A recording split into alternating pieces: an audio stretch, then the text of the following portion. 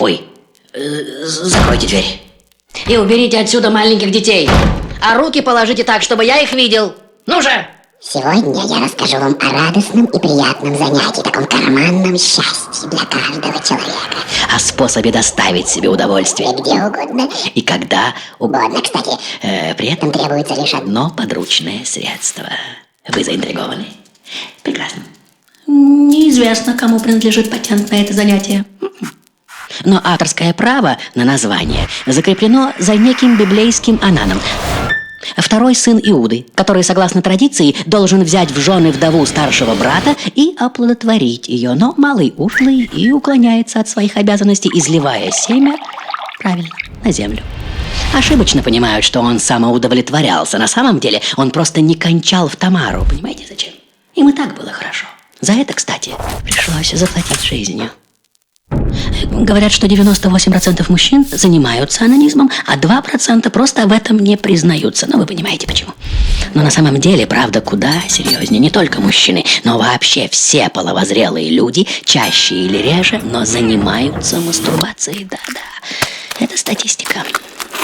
Это наша природа, от которой, как ни вертите, не укрыться. Все человечество, пардон.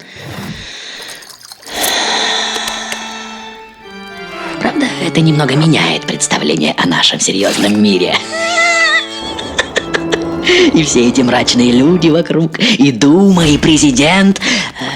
Хотя у президента, наверное, на это нет времени. Ну, вот теперь вы знаете, что у вас общего с Наполеоном, Сократом, Гитлером, президентом? В Древнем Египте, кстати, фараоны совершали церемониальное семяизвержение в Нил. У греков с этим вообще проблем не было и считалось нормой, не говоря уже об Индии и Китае, где этот процесс чуть ли не обожествлялся.